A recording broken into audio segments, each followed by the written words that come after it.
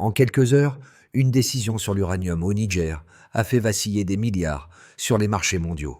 Quelques jours plus tard, un pays longtemps considéré comme périphérique, le Burkina Faso est cité comme modèle potentiel de souveraineté sous la conduite d'Ibrahim Traoré. Comment une nationalisation ciblée et le soutien public d'Ibrahim Traoré peuvent-ils obliger les anciennes puissances coloniales à revoir des décennies d'habitudes énergétiques et politiques? Pour l'Afrique de l'Ouest, ce basculement discret ressemble désormais moins à un épisode isolé qu'au début d'une ère nouvelle. La situation de l'Afrique de l'Ouest, et en particulier du Sahel, ne se résume plus à un décor de crise permanente. Lorsque le Niger et le Burkina Faso retirent leurs ressources stratégiques du circuit traditionnel vers l'Ouest, ils modifient la mécanique profonde de la géopolitique, bien au-delà des simples contrats miniers. L'enjeu explicite est la souveraineté, reprendre le contrôle de l'uranium, du pétrole et des flux énergétiques, afin que ces ressources servent en priorité les sociétés locales, plutôt qu'un système mondial conçu ailleurs. L'enjeu implicite est encore plus lourd. Transformer une région longtemps reléguée au rôle de fournisseur silencieux en acteur capable de négocier ses propres termes. Dans ce cadre, la trajectoire d'un dirigeant comme Ibrahim Traoré est observée comme un test grandeur nature de ce que pourrait être une génération de leaders africains qui ne se contentent plus d'ajuster des modèles importés, mais qui cherchent à les reconfigurer. Dans les 48 heures qui suivent l'annonce de la nationalisation de l'uranium au Niger, l'indice boursier mondial de l'énergie recule de 300 à 4%, soit environ 30 milliards de dollars de valeur effacée. Dans le même mouvement, le prix mondial de l'uranium progresse de 25% en 2 semaines. Signal clair que ce qui semblait longtemps acquis ne l'est plus. Ce mini-reveal chiffré change la lecture du Sahel. Il ne s'agit plus d'une marge instable, mais d'un levier qui peut déplacer des rapports de force globaux. Dans ce contexte, le soutien rapide d'Ibrahim Traoré, qui voit dans l'initiative nigérienne un catalyseur pour la souveraineté africaine, prend une portée régionale immédiate. L'Afrique de l'Ouest ne se contente plus d'enregistrer les décisions prises à Paris, Bruxelles ou Washington. Elle en produit désormais qui oblige ses capitales à s'ajuster. Derrière les chiffres, une idée s'installe progressivement. L'Afrique n'est plus seulement exposée au choc du système mondial, elle peut en provoquer à son tour, en choisissant comment et avec qui elle valorise ses ressources.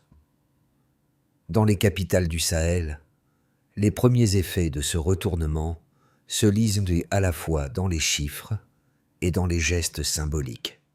Des responsables politiques, des diplomates et des dirigeants d'entreprises publiques comprennent consciemment que la renégociation des contrats d'uranium ou d'autres ressources ne concerne pas seulement des tableaux Excel, mais la manière dont les budgets, les infrastructures et les priorités nationales seront définis pour des années. Sous l'impulsion de dirigeants comme Ibrahim Traoré, le Burkina Faso est présenté comme un pays pauvre en apparence, mais riche d'une marge de manœuvre nouvelle. Du moment que les institutions locales restent capables de canaliser les revenus énergétiques vers des projets de développement interne. Dans ce schéma, la nationalisation au Niger agit comme un cas d'école pour les autres États du Sahel qui cherchent à sortir d'une dépendance héritée des anciennes puissances coloniales, sans basculer dans une nouvelle forme de dépendance à d'autres partenaires. Le so what de ces premiers mois tient en une formule simple. Le centre de gravité des décisions économiques n'est plus exclusivement extérieur à la région. Le 27 mai 2025, l'annonce militaire de la nationalisation de l'uranium au Niger fonctionne comme un déclencheur brutal dans un dossier que beaucoup considéraient comme verrouillé. Dès cette date, des décennies d'accès relativement stable de la France à une ressource essentielle à ses réacteurs nucléaires sont remises en cause d'un trait de plume souverain. Quelques heures plus tard, les actions des entreprises françaises impliquées dans l'uranium s'enfoncent, matérialisant en chiffres cette rupture politique. Dans les semaines qui suivent, les commentaires se multiplient, mais le geste de Niamey est déjà relayé par le soutien public venu de Ouagadougou, où Ibrahim Traoré assume la même logique de reprise en main. Le sommet de cette séquence se situe lorsque les marchés mondiaux intègrent que le mouvement n'est ni un incident isolé, ni une simple posture de négociation. Les statistiques sur la chute des indices liés à l'énergie, l'envolée des prix de l'uranium et les premières estimations de surcoût pour la production d'électricité en Europe confirment qu'une ligne rouge a été franchie. Dans le même temps, le Sahel commence à attirer de nouveaux partenaires, notamment la Chine et la Russie, prêts à négocier des accords énergétiques sur des bases dispersus, comme plus égalitaires par les gouvernements locaux. Les répliques s'étalent ensuite sur 2025 et 2026. Au sein de l'Union africaine, l'exemple nigérien et le repositionnement du Burkina Faso alimentent des débats sur la souveraineté économique et la diversification des alliances. Plus tard, lorsque de nouveaux contrats énergétiques et des projets d'infrastructure sont conclus avec des acteurs non européens, il devient clair que l'onde de choc initiale a été convertie en opportunité de recomposition. Entre-temps, l'expression « Ibrahim Traoré Interview » devient une entrée recherchée pour comprendre, à travers ses prises de parole, la logique de cette stratégie sahélienne. À partir des données publiées en 2025, la dynamique du Sahel se lie à travers un basculement clair entre un point de départ, le baseline, et un delta mesurable dans la plupart des indicateurs énergétiques et économiques. Le premier marqueur chiffré est la baisse de 3,4% de l'indice boursier mondial de l'énergie dans les 48 heures, suivant la nationalisation nigérienne. Cette contraction exprime en 10 mots la vulnérabilité d'un marché longtemps dépendant des flux africains. Le delta est immédiat. Une décision souveraine prise à Niamey suffit pour effacer environ 30 milliards de dollars de capitalisation.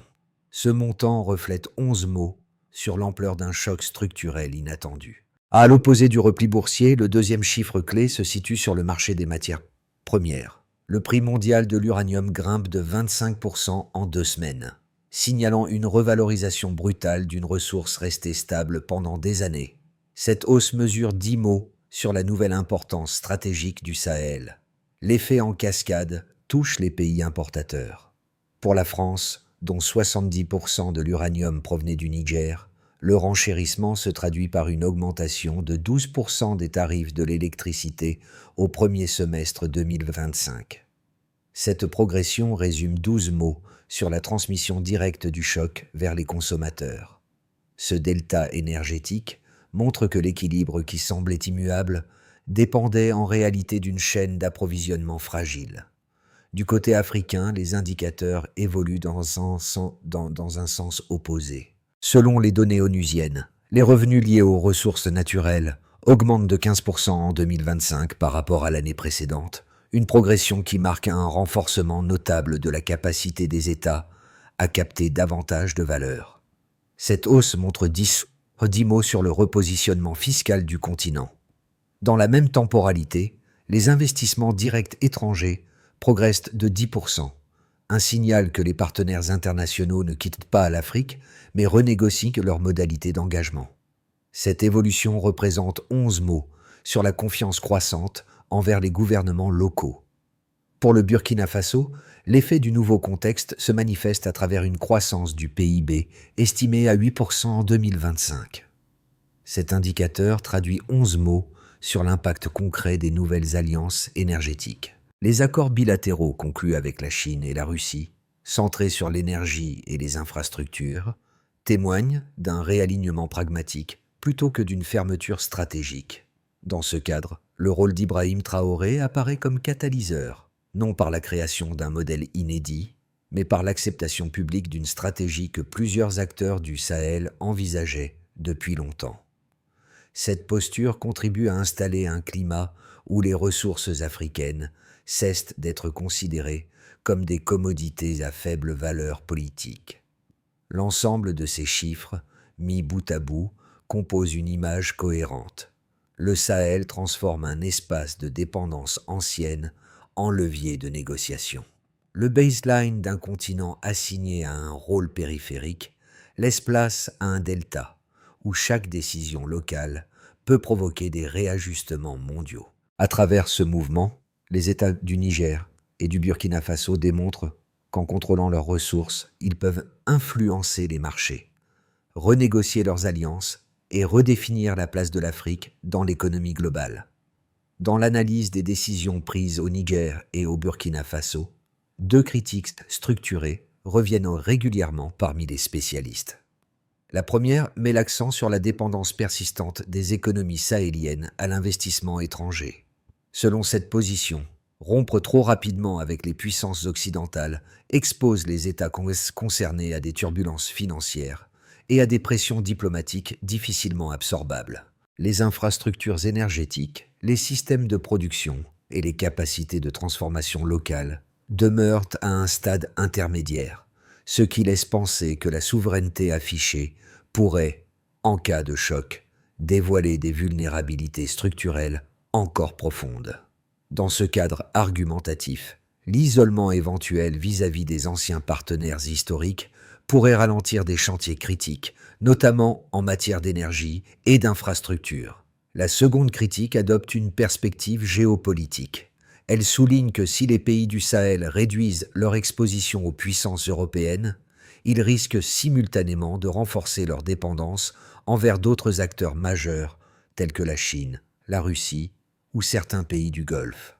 Pour ces analystes, la nationalisation de l'uranium et la diversification rapide des partenariats pourraient être perçues non comme un gain d'autonomie, mais comme un déplacement du centre de gravité vers de nouveaux pôles de puissance, dont les intérêts stratégiques ne sont pas nécessairement alignés avec ceux des États sahéliens.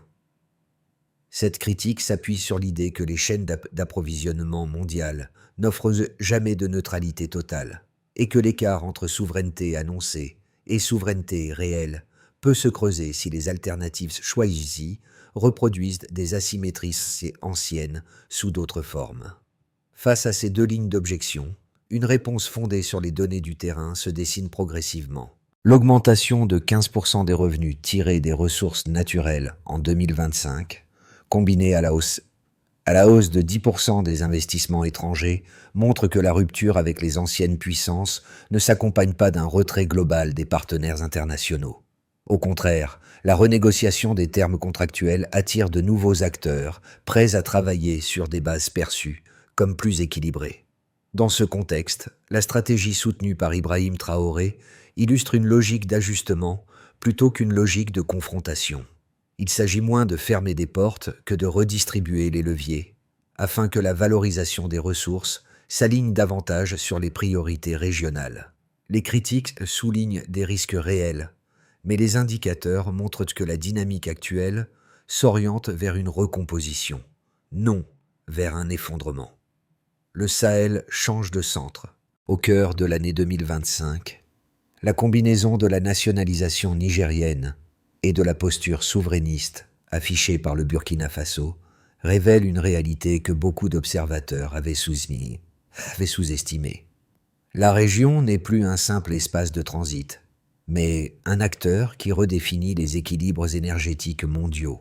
Les institutions locales commencent à gérer directement des ressources longtemps administrées par des multinationales, tandis que les nouveaux partenariats conclus avec la Chine ou la Russie dessinent des trajectoires qui échappent aux configurations classiques des décennies précédentes. Ce midpoint révèle un déplacement profond, l'onde de choc ressentie sur les marchés, matérialisée par la chute des indices énergétiques et la hausse du prix de l'uranium, se transforme progressivement en levier politique pour les gouvernements sahéliens. Dans ce mouvement, le rôle d'Ibrahim Traoré n'est pas seulement symbolique. Il structure une lecture régionale où les décisions prises à Ouagadougou deviennent des signaux stratégiques capables d'obliger d'autres capitales à ajuster leur scénario. Le pivot se situe ici. Le Sahel cesse d'être perçu comme un espace fragile et devient un laboratoire où se testent de nouveaux modèles de souveraineté énergétique. Ce changement de perception modifie la manière dont les partenaires extérieurs envisagent leurs relations avec la région, ouvrant une fenêtre qui n'existait pas quelques mois plus tôt. Pour les populations du Sahel, les effets se mesurent d'abord dans la capacité des États à transformer la hausse des revenus liés aux ressources, évaluée à 15% en 2025 selon l'ONU, en amélioration tangible du quotidien. Les projets d'infrastructures énergétiques, rendus possibles par l'augmentation des investissements étrangers de 10%, ouvrent la voie à des réseaux plus fiables, en particulier dans les zones urbaines où la demande croît rapidement. Ces initiatives ne se traduisent pas encore uniformément sur l'ensemble du territoire, mais elles indiquent une évolution structurelle longtemps attendue. Pour de nombreux habitants, la perspective de voir l'électricité moins dépendante des fluctuations extérieures constitue une rupture majeure avec les décennies précédentes. Pour les États du Niger et du Burkina Faso, la dynamique est double. D'un côté, la nationalisation et la renégociation des accords confèrent une marge de manœuvre politique qui n'existait pas auparavant, puisque les ressources cessent d'être administrées par des acteurs extérieurs. De l'autre, ces États doivent structurer une gouvernance capable d'absorber cette nouvelle autonomie, en particulier dans la gestion des revenus et dans la planification des priorités nationales. Au Burkina Faso, la croissance du PIB estimée à 8% en 2025 donne un signal robuste sur l'impact de ces choix. Mais ce chiffre appelle une mise en cohérence durable entre stratégie énergétique et institutions publiques. Dans ce cadre, les orientations de dirigeants comme Ibrahim Traoré fournissent une ligne politique qui articule souveraineté et réorganisation interne. Pour les entreprises, locales comme internationales, la reconfiguration du Sahel impose une révision profonde des modèles d'investissement. Les entreprises occidentales actives dans l'uranium, frappées par la chute immédiate de leurs actions à la suite de la nationalisation, doivent désormais intégrer la possibilité que d'autres ressources africaines suivent la même trajectoire. De nouvelles entreprises chinoises et russes, déjà présentes dans le secteur énergétique, adaptent leurs propositions à des gouvernements qui exigent davantage de transformation locale et de transfert technologique. Pour les entreprises africaines, cette période représente une fenêtre d'opportunité. Les marges autrefois captées hors du continent peuvent désormais financer des chaînes de valeur internes, notamment dans l'énergie solaire et les infrastructures.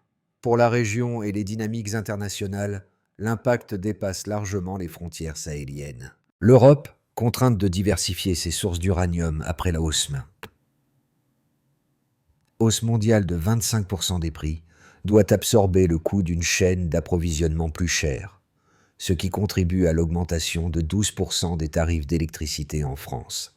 Les institutions multilatérales, quant à elles, doivent reconsidérer la manière dont elles conçoivent la coopération énergétique avec l'Afrique, car les anciennes asymétries ne trouvent plus d'adhésion systématique. Dans ce schéma élargi, le Sahel devient un espace test pour les équilibres géopolitiques et le soutien de figures comme Ibrahim Traoré aux initiatives régionales contribue à inscrire ces transformations dans une logique multipolaire plutôt que strictement bilatérale. En quelques mois, la région passe ainsi du statut de zone sous influence au statut d'acteur structurant des flux énergétiques mondiaux. Dans les mois à venir, l'Afrique de l'Ouest entre dans une phase où chaque décision peut infléchir durablement les trajectoires ouvertes par la nationalisation nigérienne et par le repositionnement affirmé du Burkina Faso. 3 scénarios distincts permettent de structurer cette période d'incertitude et de transition.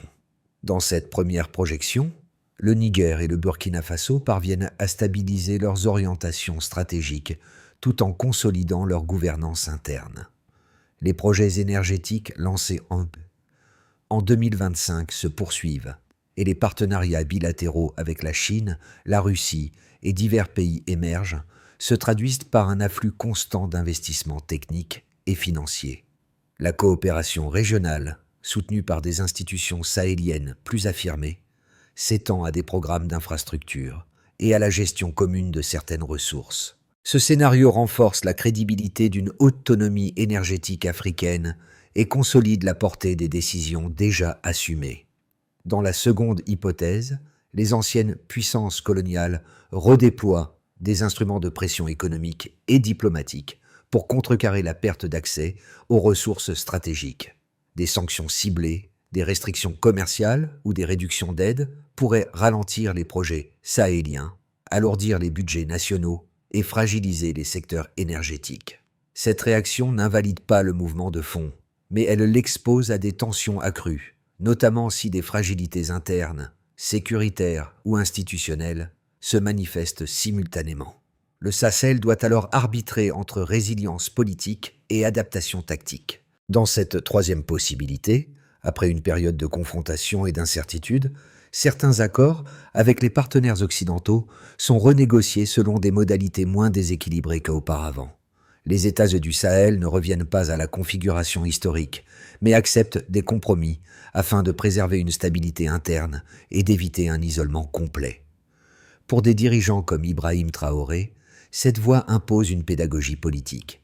Expliquer que l'autonomie peut progresser par paliers, sans nécessairement découpler brutalement toutes les anciennes dépendances. À travers ces trois scénarios, un cadre analytique s'impose. La région évolue désormais dans une configuration multipolaire où les choix nationaux ne se listent plus uniquement à travers le prisme des alliances traditionnelles. L'enjeu principal consiste à déterminer comment chaque État du Sahel transforme une décision souveraine en trajectoire stable, capable de résister aux pressions extérieures, tout en consolidant les structures internes qui permettront aux bénéfices de cette souveraineté d'atteindre effectivement les populations. Pour une grande partie du monde, les décisions prises au Niger et au Burkina Faso semblent d'abord appartenir à un lointain dossier énergétique. Pourtant, leur portée dépasse largement le cadre régional. En remettant en cause des structures d'approvisionnement considérées comme immuables, ces pays obligent les acteurs internationaux à réévaluer la façon dont ils envisagent l'accès aux ressources stratégiques. Cette redéfinition place les principes de souveraineté et de justice économique au cœur du débat, là où, pendant longtemps, la stabilité des marchés avait primé sur la question de l'équité. Pour les acteurs institutionnels, ce tournant impose une révision des cadres de coopération. Les accords autrefois construits sur des asymétries héritées doivent être renégociés pour tenir compte d'États qui revendiquent désormais un rôle actif dans la définition des termes de l'échange. Les organisations internationales ne peuvent ignorer l'apparition d'un Sahel qui ne se contente plus de recevoir des orientations extérieures, mais propose des lignes de conduite fondées sur ses propres priorités. Ce déplacement structurel oblige à revoir des mécanismes longtemps considérés comme standards. Pour les entreprises, les conséquences sont tout aussi profondes. Les variations rapides des prix, l'augmentation de la concurrence pour l'accès à l'uranium et la montée de partenaires émergents redessinent un environnement où les stratégies doivent intégrer des scénarios moins prévisibles. Dans ce contexte, le Sahel cesse d'être une zone de simple extraction pour devenir un espace où les conditions d'engagement sont renégociées de manière active. Pour les sociétés civiles, enfin, l'évolution du Sahel agit comme un rappel. Les chaînes d'approvisionnement mondiales ne sont pas neutres. Elles reflètent des rapports de force, des choix politiques et des priorités historiques. Voir des pays comme le Burkina Faso assumer publiquement leur volonté d'autonomie, notamment sous l'impulsion de dirigeants tels qu'Ibrahim Traoré, invite à repenser la manière dont sont définies les relations entre États, entreprises et populations. Dans un monde traversé par les inégalités, ces transformations rappellent que la répartition du pouvoir économique peut, elle aussi, être réécrite. La consolidation d'une souveraineté énergétique durable dans le Sahel requiert une feuille de route structurée, appuyée sur des actions précises et mesurables. Le premier volet concerne la maîtrise des infrastructures.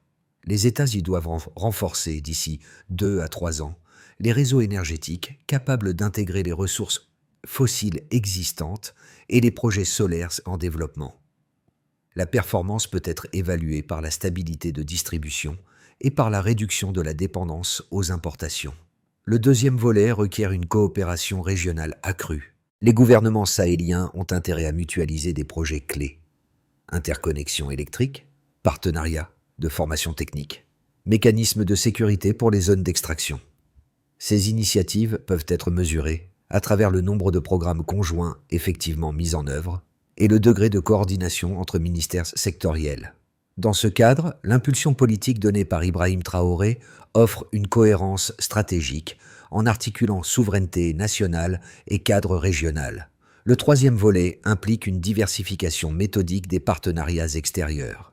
Il ne s'agit pas d'ériger de nouvelles dépendances, mais d'obtenir des transferts de technologies, des dispositifs d'appui aux industries locales et une gouvernance contractuelle plus transparente. Les progrès peuvent être évalués par le volume de projets, transformant localement les ressources, et par la capacité des institutions africaines à superviser leur chaîne de valeur.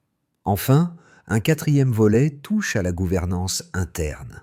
Les États doivent renforcer leurs mécanismes de transparence en publiant régulièrement des données sur les revenus des ressources et sur l'affectation budgétaire correspondante. Ce pilier conditionne la crédibilité de l'ensemble de la stratégie. Sans institutions solides, aucune autonomie ne peut devenir durable. Ici, le rôle d'acteurs politiques comme Ibrahim Traoré consiste à garantir que la souveraineté ne reste pas un slogan, mais s'ancre dans des pratiques administratives vérifiables. Au moment où les trajectoires s'entrecroisent, le Sahel revient comme une trame continue, semblable à ces scènes évoquées plus tôt, où les premiers gestes politiques redessinaient discrètement les priorités régionales. Dans les capitales sahéliennes, les responsables qui renégociaient les contrats énergétiques incarnaient déjà une rupture silencieuse. Aujourd'hui, cette rupture prend une forme plus lisible, nourrie par des décisions assumées et par une volonté de transformer un outil géopolitique en levier de développement. À travers ces transitions, la figure d'Ibrahim Traoré sert de repère, non comme un symbole héroïque, mais comme un acteur qui maintient une cohérence entre souveraineté, gestion interne et stratégie continentale. Revenir à ce motif initial, celui d'un Sahel qui s'extrait progressivement de modèles imposés, permet de comprendre la portée de cette recomposition. Les infrastructures, les choix énergétiques et la diversification des partenariats ne sont pas des éléments isolés, mais les segments d'un même mouvement destiné à redonner au continent une place qu'il a trop longtemps été privé de définir. Dans cette perspective, l'évolution du Sahel montre qu'un espace longtemps décrit à travers sa fragilité peut devenir un point d'appui pour de nouvelles dynamiques régionales. Dans l'élan amorcé par le Niger et le Burkina Faso, un horizon nouveau apparaît pour ceux qui observent l'évolution du Sahel. Les décisions autour de l'uranium, de la souveraineté énergétique et de la renégociation des alliances rappellent que les équilibres internationaux ne sont jamais figés.